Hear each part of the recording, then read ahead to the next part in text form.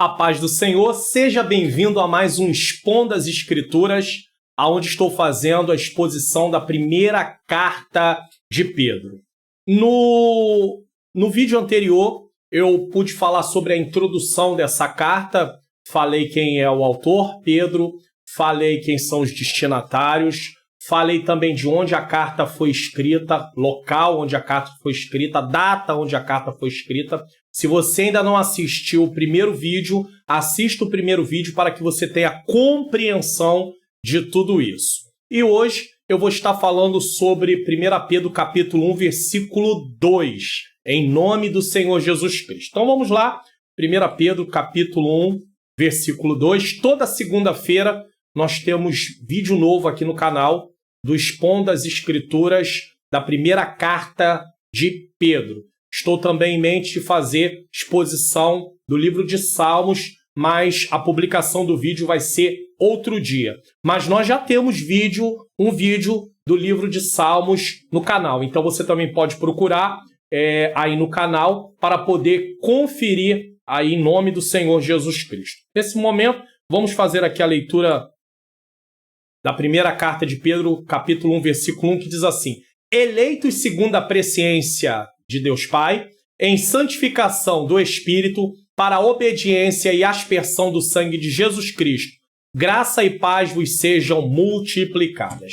Vamos fazer uma oração? Senhor Deus e Pai, Pai amado e Pai querido, eu te agradeço por mais uma oportunidade de estar aqui no Expom das Escrituras, para poder, Senhor querido, através da iluminação do Teu Espírito, Senhor, ensinar aquilo que está escrito na Tua Palavra, para podermos ter também as lições. E, ao mesmo tempo, ilumina a mente daqueles que estão assistindo, para que possam compreender e juntos, eu e eles, possamos praticar a Tua Palavra em nome de Jesus. Amém. Louvado seja o nome santo do Senhor. O apóstolo Pedro, escrevendo aí aos seus leitores, como eu já disse na sua introdução, ele vai destacar alguns pontos. E agora, no versículo de número 2, ele começa nos informando algo muito importante sobre a nossa salvação. Na verdade, 1 Pedro capítulo 1, versículos 2 a 12, vai tratar sobre a questão que a nossa salvação começa, a vida cristã começa com a nossa salvação. Porque o tema dessa carta é a vida cristã, uma nova conduta em Cristo. E a vida cristã começa com o quê? Com a salvação. Então, ele escreve no versículo de número 2: eleitos segundo a presciência de Deus Pai, em santificação do Espírito, para a obediência e aspersão do sangue de Jesus Cristo. Graça e paz vos sejam multiplicadas. Pedro aqui, ele tem em mente, ele está se dirigindo à sua audiência e ele relembra que a salvação é o resultado da Trindade. A palavra Trindade não aparece na Bíblia, porém entendemos teologicamente que ela vai falar do Pai, do Filho e do Espírito Santo. E nesse versículo nós vemos o Pai escolhendo ou elegendo um povo para a salvação em Cristo, tá? O papel do Espírito é santificar e transformar a nossa vida, e o papel de Jesus Cristo foi tomar sobre si o castigo pelos nossos pecados por meio do seu sacrifício na cruz do Calvário. Então, de cara, nós vemos isso nesse versículo de número 2, porque eleito segundo a presciência de Deus Pai, em santificação pelo Espírito, e para a obediência e a aspersão do sangue de Jesus Cristo. Então nós vemos Pai, Filho e Espírito Santo aqui. Então vamos falar um pouco sobre eleitos, sobre a presciência de Deus Pai. 1 Pedro capítulo 2, versículo 2. A primeira coisa que eu preciso entender aqui em relação a esse versículo é que a eleição, ela é corporativa, pois a Bíblia fala sempre de uma eleição no plural. Quando eu falo sobre isso, basta ler Efésios, capítulo 1, versículo 4, porque a melhor maneira de interpretar a Bíblia é ela mesma. Então a Bíblia se interpreta por si mesma. Essa é uma regra da interpretação bíblica. Efésios capítulo 1, versículo 4 diz: como também nos elegeu nele. Nele quem? Em Cristo, antes da fundação do mundo. Então, o plano de Deus está já realizado antes da fundação do mundo, para sermos santos e irrepreensíveis diante dele em amor.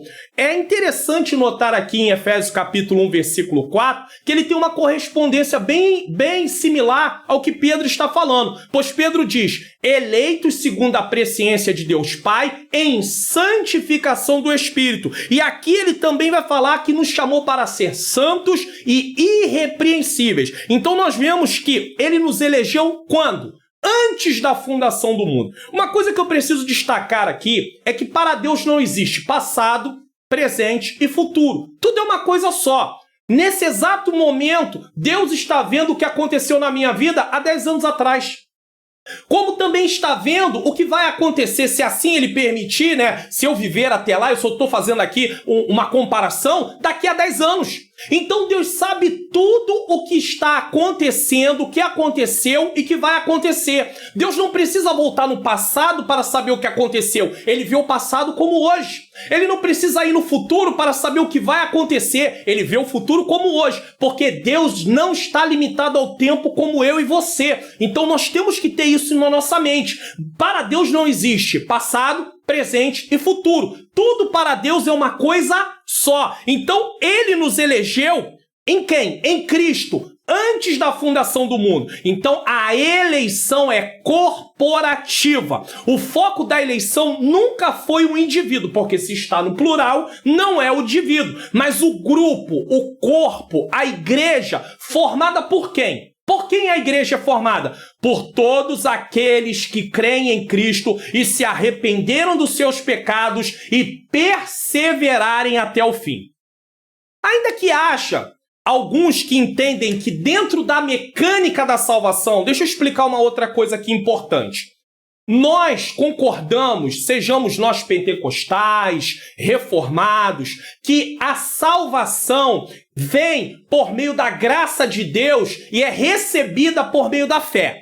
Nós concordamos com isso, que somos justificados através do que Jesus Cristo fez. Nós somos justificados através da nossa fé no que Cristo fez. Então a salvação não é por obras. Então nós concordamos com isso. Agora, como essa salvação acontece, a mecânica dessa salvação é que nós às vezes não estamos de acordo em alguns pontos. Mas isso essas são questões secundárias, elas não são questões primárias. A questão primária é que a salvação somos justificados pela fé, a salvação é através da graça, por meio de Cristo Jesus, então isso nós concordamos. Agora, como é feito esse processo, é que nós às vezes não chegamos num acordo. Então existem aqueles que acreditam que Deus escolheu, desde a fundação do mundo, um grupo para poder ser salvo.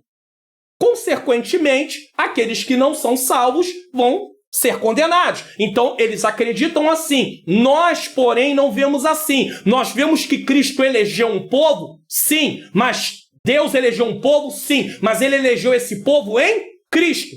E por ele ser um Deus presciente, ele sabe quem é que viria para Cristo. Mas isso não quer dizer que ele escolheu baseado em saber quem viria. A escolha é em Cristo. Então vamos entender isso aqui de uma forma mais abrangente. Uma vez que entendemos o que significa a palavra eleitos, aprendemos que a eleição é em Cristo. Nós temos uma eleição em Cristo. Eu posso até destacar o seguinte: eleição traz a ideia de escolha, tá? E Paulo menciona 3 aspectos dessa escolha em Efésios 1:4. Primeiro, em quem fomos escolhidos? Em Jesus. Segundo, em que tempo se deu essa escolha? Antes da fundação do mundo. E terceiro, qual a finalidade dessa escolha? Para que fôssemos santos e irrepreensíveis.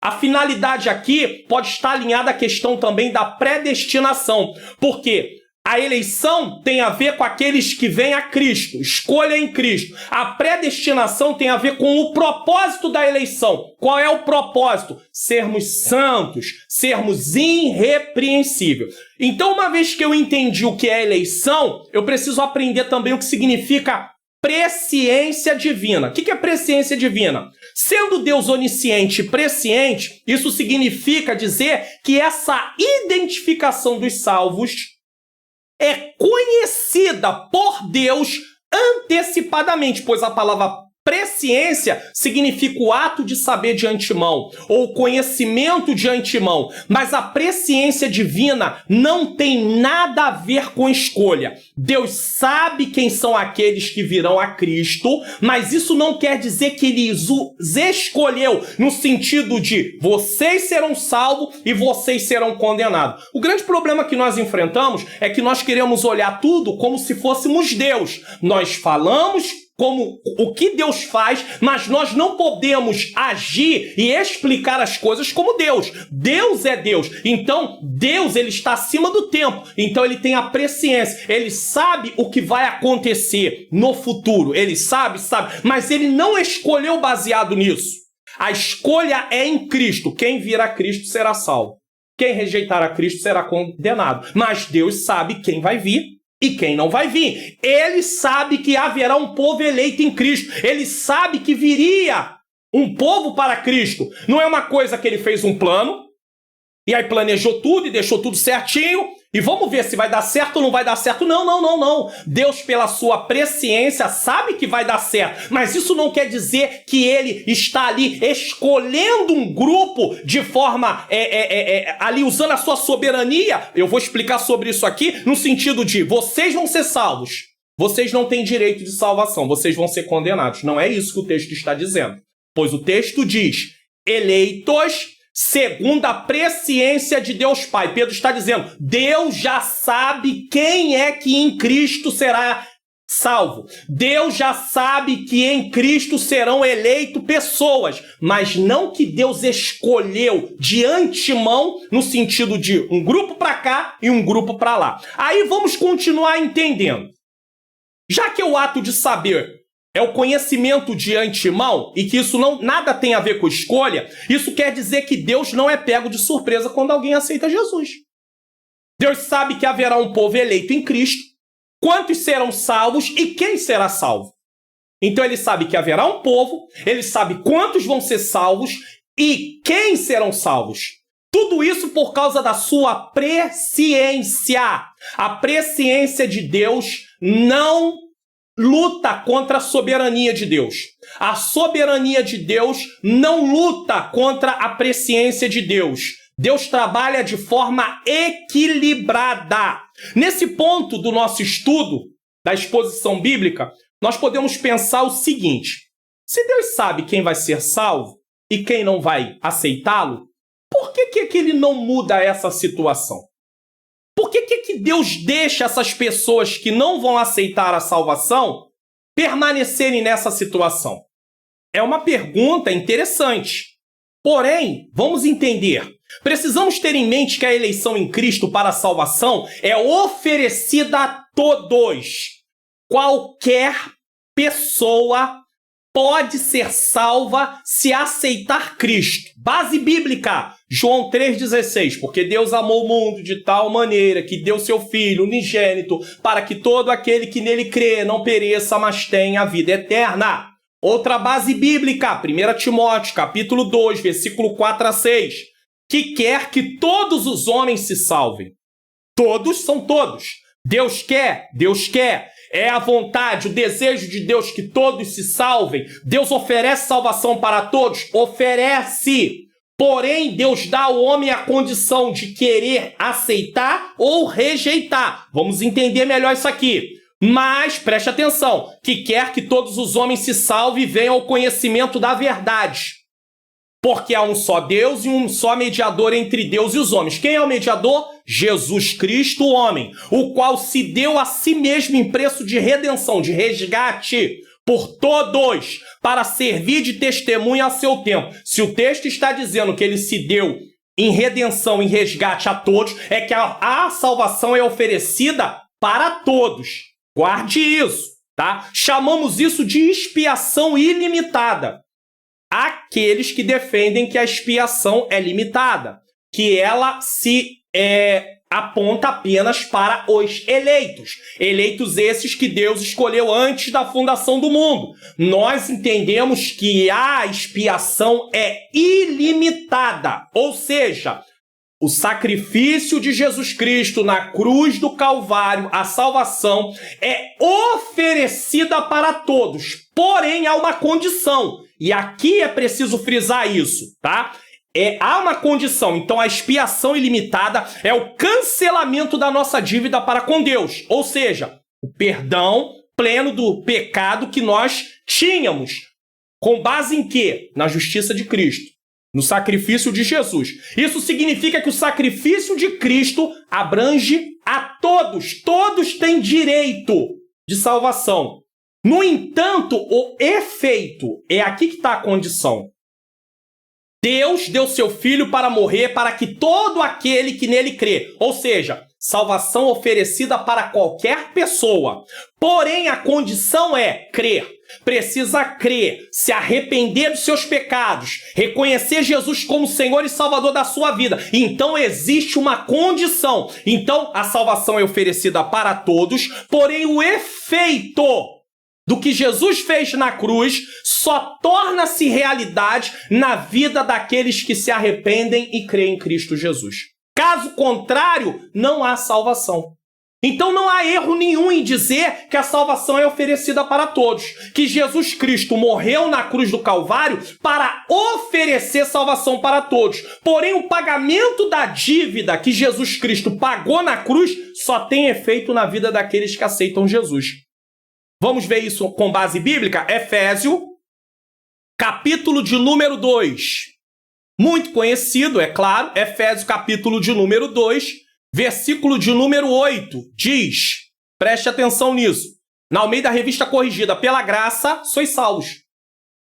Salvação pela graça, por meio da fé, e isto não vem de vós, é dom de Deus. O que é graça? Graça é favor imerecido. Então, nós recebemos a salvação de Deus pela graça. Mas só podemos usufruir disso, ela é oferecida pela graça, mas só podemos usufruir disso através da fé. Então é preciso ter fé. Para entender melhor esse assunto, eu quero usar uma ilustração. Nós estamos dentro de uma pandemia, 2020-2021. Está sendo disponibilizada uma vacina contra o Covid-19. Então a vacina, entende-se, que está sendo disponibilizada para todos. Muito bem, vamos usar essa ilustração como comparação. Porém, os efeitos da vacina só vão usufruir aqueles que se vacinarem. Se você não quiser se vacinar, você pode não se vacinar, mas não vai usufruir também dos efeitos da vacina. Isso não quer dizer que porque a vacina está sendo oferecida para todos, dizer que ela é oferecida para todos é um desperdício. Não há por que se oferecer uma coisa, já que nem todos vão usar. Não, todos têm o direito de se vacinarem. Porém, só vão usufruir dos efeitos da vacinação aqueles que se vacinarem. Se você não se vacina, você não usufrui do efeito da vacina. A mesma coisa acontece com o sacrifício de Jesus na cruz do Calvário. O pagamento da dívida só tem efeito na vida daqueles que reconhecem Jesus como Senhor e Salvador. Deus estabeleceu assim. Ele é soberano, ele faz como ele quiser. Não é dizer como é que Deus pode, Jesus ter pago a dívida das pessoas e agora as pessoas não aceitam, como é que Deus vai mandar essas pessoas para o inferno? Ei, tem uma condição para que o pagamento tenha valor, tenha validade, aceitar Jesus como Senhor e Salvador. Então, se a pessoa não aceitou Jesus como Senhor e Salvador, o pagamento para aquela pessoa não tem validade. Mas isso não quer dizer em si que o sacrifício de Jesus Cristo na cruz do Calvário não teve serventia ou que Jesus, nesse caso, morreu, pagou a dívida e essa pessoa vai para o inferno injustamente porque a dívida já estava paga. A dívida só está paga se ela aceitar Cristo. É condicional. Se ela não aceitar Jesus e viver de acordo com o Evangelho, ela não tem salvação. É simples assim. A salvação é oferecida para perdão de seus pecados, dos nossos pecados. Então, os benefícios nós só temos se nós aceitarmos Jesus. Caso contrário, não há benefício. É importante dizer também que ninguém recebe salvação porque é merecedor. Não é por obra. É pela graça que nós somos salvos, por meio da fé. Dependemos unicamente da graça de Deus. Desse modo, fomos eleitos por iniciativa divina por causa da graciosa obra de Cristo. Eleitos em Cristo. Deus planejou, tem o plano, e o plano dele diz o seguinte: aqueles que vierem para Cristo são os eleitos, tem um propósito para esses eleitos, que é a predestinação, ou seja, o propósito para esses eleitos, tá? Eu conheço de antemão quem vai vir para Cristo, então está sendo oferecido, porém ninguém é merecedor. Por quê? Porque a salvação é por meio da graça. Efésios 2, 8 e 9 diz: porque pela graça sois salvos, por meio da fé, e isso não vem de vós, é dom de Deus, não vem de obras para que ninguém se glorie. Agora preste atenção. Nós acreditamos na graça preveniente, ou seja, o pecador, ele é dominado pela sua natureza pecaminosa. Ele não consegue se inclinar para as coisas espirituais sem a graça de Deus. Ele pode fazer coisas boas, ajudar pessoas, mas ele não tem como pagar a sua dívida no tribunal de Deus, porque o pagamento só foi realizado uma única vez, e quem realizou esse pagamento é Jesus. E o pecador, ele é obrigado, ou seja, ele tem que entender que ou ele aceita Jesus ou ele não tem a sua dívida paga. Não tem outra saída. O plano de Deus é esse. Você aceita, eu não estou mandando você para o inferno sem uma saída. A saída é Jesus. O caminho é Jesus, a vida é Jesus, então você tem que aceitar Jesus. Se você aceitar Jesus, sua dívida está paga. Se você viver de acordo com o evangelho, sua dívida está paga.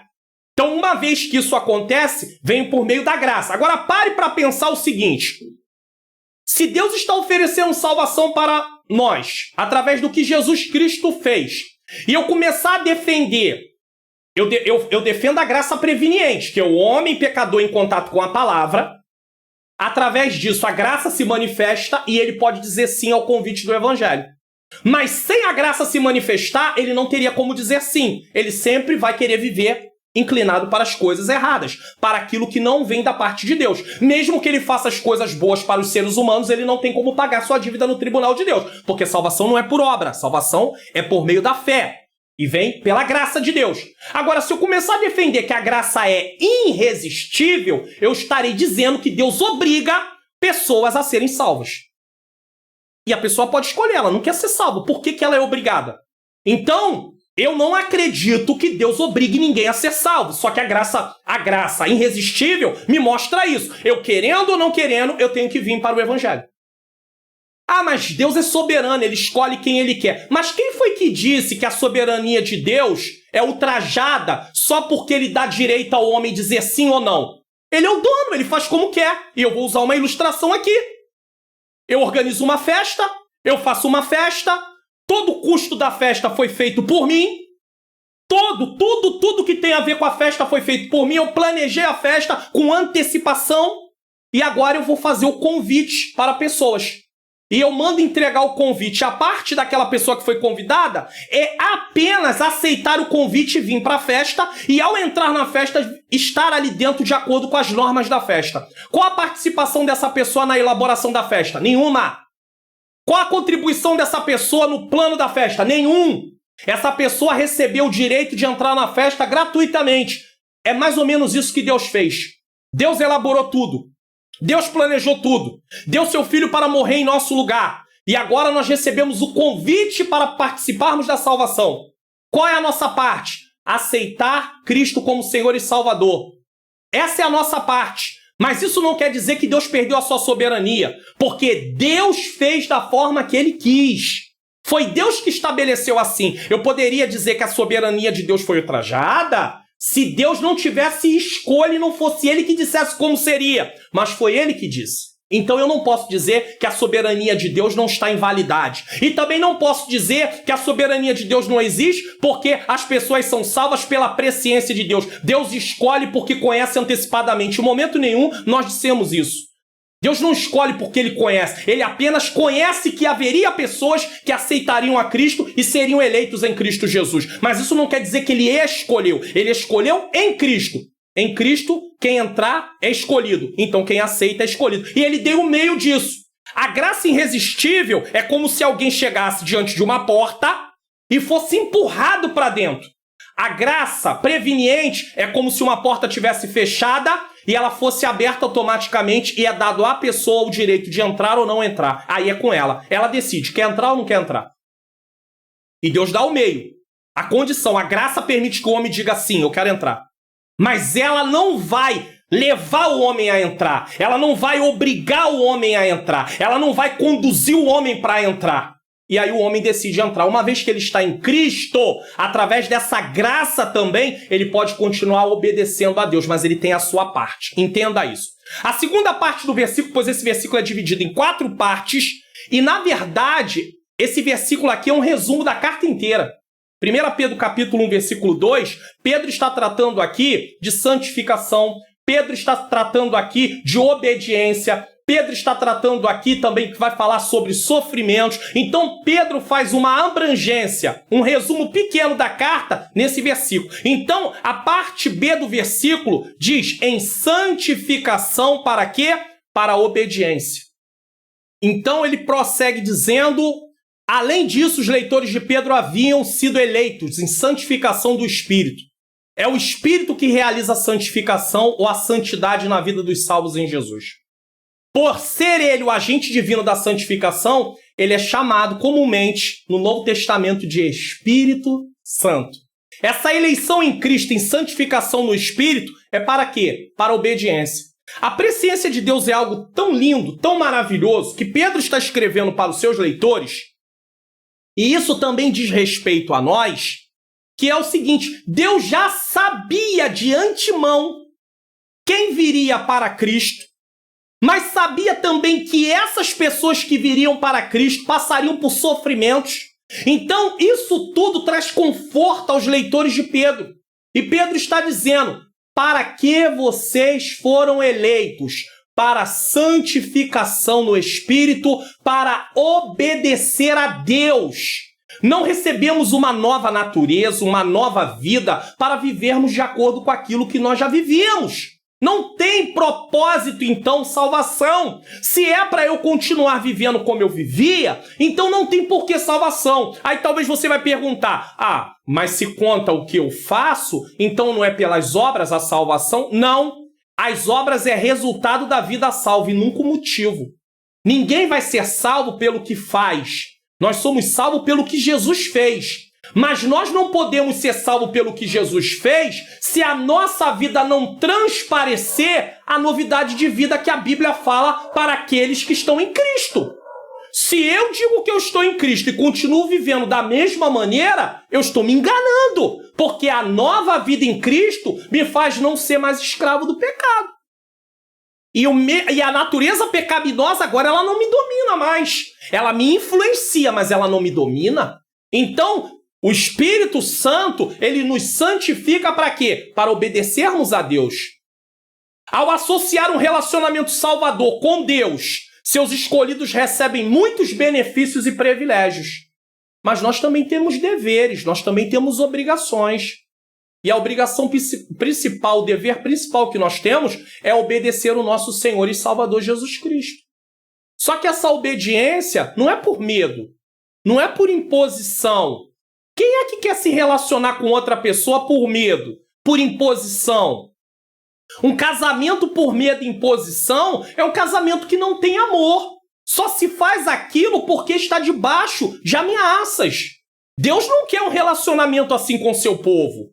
Cristo não quer um povo dessa maneira. Então o nosso relacionamento precisa ter como base o amor. Amai a Deus sobre todas as coisas e ao teu próximo como a ti mesmo. Aí Jesus vem e diz, ame ele como eu vos amei. Um amor sacrificial. Então nós precisamos nos relacionar com Deus e a base desse relacionamento é por amor. Eu não posso me relacionar com Deus por medo. Aquele que obedece por medo não é uma obediência real. Agora, quando eu me relaciono com Deus por amor, reconhecendo quem Ele é, o que Ele fez pela minha vida, agora eu quero obedecê-lo. Eu sou grato a Ele. Isso é importante. A terceira parte do versículo diz, em purificação pelo sangue de Jesus Cristo. 1 Pedro capítulo 1, versículo 2, parte C. A obrigação de obedecer é apropriada. pois os cristãos foram espargidos com seu sangue, salpicados.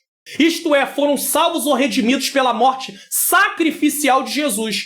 Ele usa a palavra espargidos porque é uma linguagem sacrificial. Então isso significa o quê? Que através do sacrifício de Jesus Cristo, nós fomos resgatados da escravidão do pecado, porque a nossa dívida no tribunal de Deus foi paga. Uma vez que receberam a salvação, pois tiveram sua dívida paga, houve a troca de senhores de sua vida. Antes, servos do pecado, João 8,34. Todo aquele que comete pecado é servo do pecado, é escravo do pecado. E agora, somos servos de Cristo. Na linguagem do texto, seríamos escravos de Cristo também, mas escravos voluntários. Escravos por amor, servos por amor, por aquilo que ele fez por nós. Quando nós lemos ali a história de Lucas 7, 36 em diante, da mulher pecadora, temos uma grande lição do que o amor faz. Aquela mulher tanto ama que ela é perdoada. Aquele que muito amou, muito é perdoado. Aquele que pouco amou, pouco é perdoado. Aquela mulher amou o Senhor de uma forma com todo o seu coração, com todas as suas forças, porque Deus a transformou. E Jesus virou para ela e disse: a tua fé te salva. A tua fé te salvou. Então isso é importante. A nossa dívida foi paga. Nós agora não somos mais servos do pecado, nós somos servos de Jesus. Finalmente, Pedro encerra esse versículo com a palavra graça e paz. E isso é resultado do quê? Resume o quê? O Evangelho. Porque recebemos Cristo pela graça, salvação pela graça. A graça está presente desde o Antigo Testamento, lá de Gênesis. Na verdade, Deus tem manifestado a sua graça na sua palavra desde Gênesis até o Apocalipse. Todo o plano da salvação, todo o curso está dentro da graça de Deus. E ele diz: graça e paz vos sejam multiplicadas. A graça fala da obra de Deus, a salvação. E a paz descreve, sabe o quê? A bênção que eu e você passamos a ter por causa dessa salvação. Antes tínhamos medo. Antes estávamos ali sem saída. Mas agora não precisamos mais ter medo. Por quê? Porque através de Jesus Cristo a nossa dívida foi paga e temos direito de vida eterna e podemos nos relacionar com Deus. Romanos, capítulo de número 5, versículo de número 1 diz assim: sendo justificados pela fé. Fé em quem? Em Cristo. Temos paz com Deus por nosso Senhor Jesus Cristo. Então, hoje, no Pão das Escrituras, nós aprendemos sobre a questão da origem da nossa salvação. Que nós venhamos entender isso com mais clareza, para que possamos dar mais valor ao Deus que nos salvou, possamos obedecê-lo, viver uma vida de santificação. E durante a exposição dessa primeira carta, vamos ver várias vezes o apóstolo Pedro sendo instruído, Deus revelando ao apóstolo Pedro, inspirado pelo Espírito de Deus, para nos chamar a uma vida de santificação, para nos chamar à perseverança da fé e não abandonar a nossa fé. Você entendeu a origem da sua salvação? É importante entender isso. Não abra mão da sua salvação. Houve um preço alto que Jesus Cristo pagou, derramando seu sangue. O Espírito Santo mora dentro de mim e de você. Então não pare, não abra mão da sua salvação. Vamos fazer uma oração? Senhor Deus e Pai, eu quero te agradecer pelos Pão das Escrituras que o Senhor me permitiu realizar mais uma vez. Que o Senhor aplique essas verdades ao meu coração e ao coração daqueles que estão assistindo, Pai querido, este vídeo. Que possamos, Senhor, entender com mais clareza que a salvação partiu do Senhor. Que o Senhor quis assim fazer, que veio pela graça. Nós não temos nenhum merecimento, mas podemos desfrutar, ter paz contigo através de Jesus Cristo. É o que eu te peço, que o Senhor nos ajude a perseverar até o fim, em nome de Jesus. Amém. Que você possa clicar aí para poder assistir o Expondo as Escrituras passado, tá bom? Aonde eu tratei do versículo 1, a introdução da carta. Se aparecer mais algum vídeo no card aí, você fique à vontade de clicar. E até o próximo Expondo as Escrituras, se assim o Senhor nos permitir.